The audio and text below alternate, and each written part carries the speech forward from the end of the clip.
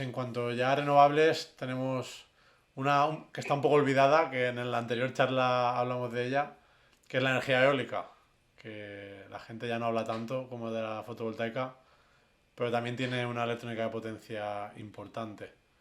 De hecho, De bueno, hecho, sí, sí, sí.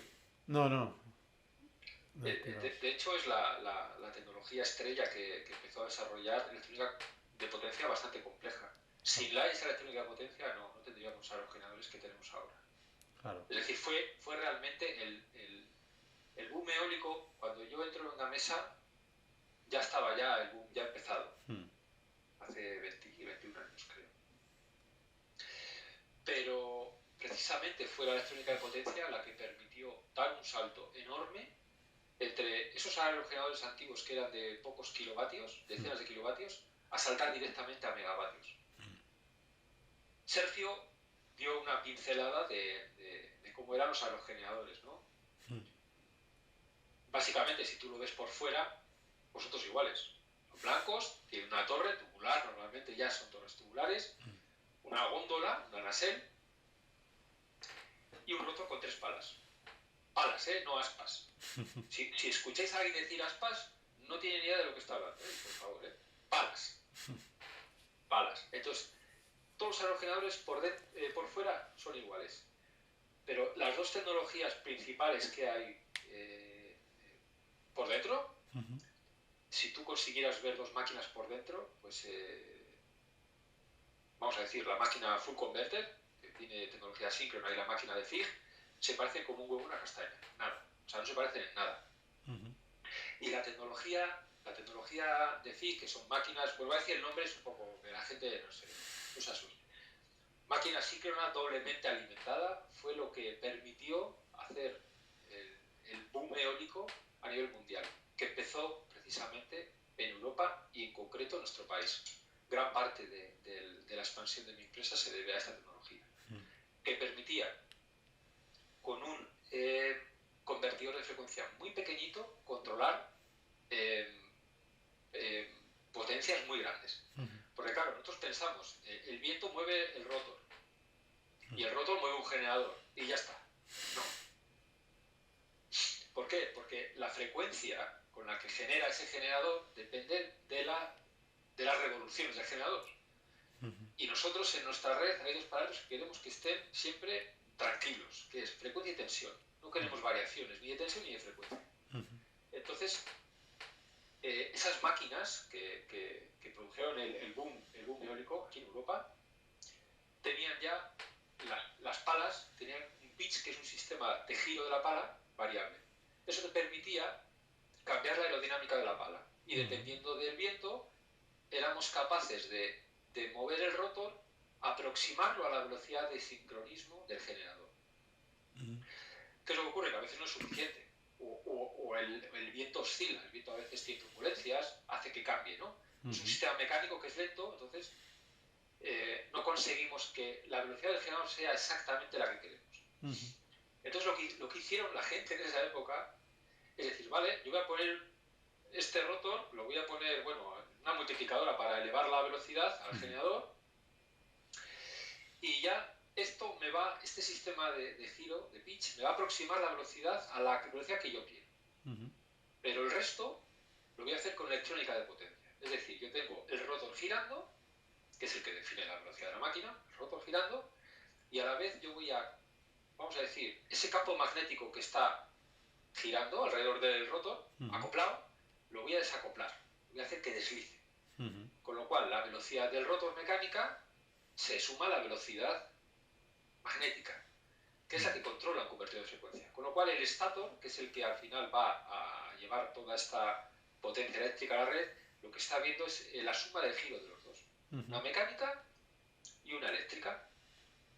Y dejamos la parte lenta al pitch, que es el control del ángulo de la pala, y la parte rápida al convertidor de frecuencia. Con lo cual da igual la velocidad a la que gire el rotor, prácticamente da igual que haya turbulencias, que el convertidor de frecuencia va a estar corrigiendo constantemente. Y con un convertidor de frecuencia muy pequeñito, prácticamente del 10 al 15% de la potencia total, conseguimos controlar generadores enormes. Por eso casi pasamos de generadores de unos pocos cientos bueno, no 200, unas pocas decenas de kilovatios a tener ya cientos de kilovatios y máquinas de 2 megas, que era la máquina más extendida en aquella época. Y eso fue gracias a esta tecnología. Pero en paralelo había otra tecnología, que era decir, bueno, a mí me da igual la velocidad a la que gira el rotor. Yo voy a coger toda esa energía que genera el generador y la voy a rectificar, la voy a pasar a corriente continua, completamente. Esa es la tecnología full converter, que llaman. Y una vez que tengo la energía en forma de corriente continua, voy a utilizar un inversor para verterlo a la red a la frecuencia y tensión que a mí me convenga. Entonces, normalmente las máquinas, diría que el 80-85% de las máquinas que veremos por ahí por la carretera son máquinas de fije, estas máquinas que fueron las que impulsaron la eólica, y el resto son máquinas full converter, muy utilizadas sobre todo en la industria offshore. Cuando queremos ir a potencias muy altas, pues bueno, solemos ir a máquinas de imanes, ¿no? Este tipo de máquinas. Y otro de los grandes mitos, ¿no? También, que las renovables, siempre que hablamos de renovables también surge, utilizan tierras raras. Pues no utilizan tierras raras. Es decir, una pequeña parte de los aerogeneradores utilizan generadores que utilizan tierras raras. El resto, es decir, hay parte de los aerogeneradores que veremos cuando vas por ahí viajando, son máquinas asíncronas que no tienen ni imanes ni tienen nada. Entonces, son las dos tecnologías que hacen que el aerogenerador no se parezca nada, relativamente nada de uno a otro. Aunque, bueno, por fuera vemos, ¿no?, las tres palas, la góndola, la nacelle y la torre. Pero fue la gran revolución y la que ha permitido tener máquinas de muy alta potencia. Si no, estaríamos pues lo mismo, son aerogeneradores de pocos kilovatios.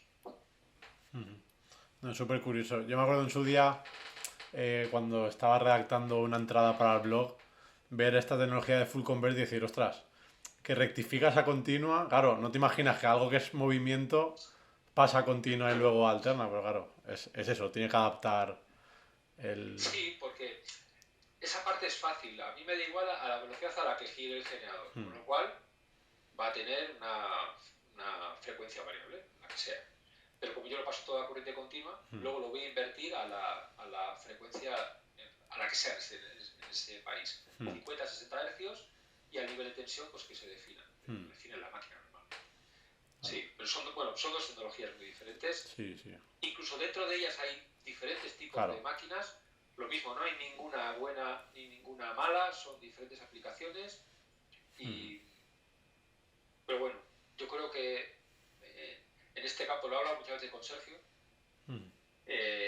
la máquina síncrona en este caso fue la que nos permitió desarrollar a gran potencia, en gran escala y de forma barata sobre todo, la energía eólica, más que las máquinas síncronas. Sí que siempre han estado ahí también. Fue una época muy, muy, muy bonita en España, porque es que éramos prácticamente, junto con Dinamarca y parte de Alemania, éramos el centro del mundo en tecnología eólica. Había montones de empresas. Y bueno, lo que has dicho al principio, está un poco capa caída la eólica, y creo que va a ser muy necesaria, porque se complementa con la Total. Tanto a nivel diario como estacional, la verdad. Exactamente. Pero bueno, veremos. Ahora está todo en el almacenamiento.